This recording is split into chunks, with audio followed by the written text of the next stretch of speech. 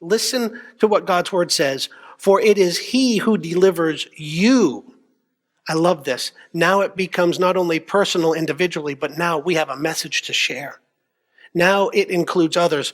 For it is he who delivers you from the snare of the trapper and from the deadly pestilence. You will not be afraid of the terror by night or of the arrow that flies by day, of the pestilence that stalks in darkness or the destruction that lays waste at noon.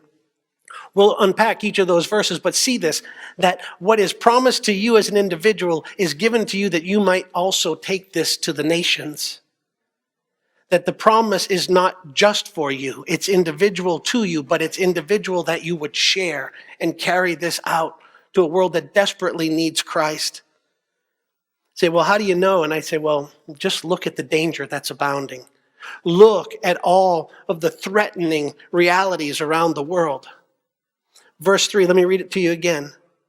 For it is he who delivers you from the snare of the trapper and from the deadly pestilence. God's word is saying you can ignore all the threats. You don't have to worry about what's being said will come. And if you don't do this, then we'll do that. You take all the threats that the world has to offer and you say, not going to have an impact on me because I am resting in the shelter of the Almighty. As I abide, I will rest. I have peace because I know whose I am. Now you say, Pastor Jeff, that sounds great for the people that are well off and are living on Easy Street. I remind you that not only are we walking through the account of David as his life is absolutely upside down, as he's trying to be God's man, as he's doing all the things that he knows to be right, as he's upholding the image of God in the face of those that are trying to attack him for that very reason.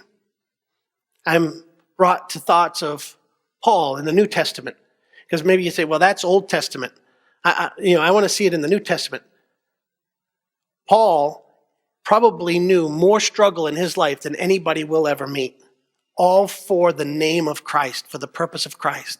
If you read 2 Corinthians 11, you'll see that he says, I was imprisoned many times. I was beaten frequently, some of those to within inches of my life. I received 40 lashes 5 times. I was beaten with sticks 3 times. I was shipwrecked 3 times, and I was stoned once and left for dead. And yet, the resolve, the commitment, unwavering.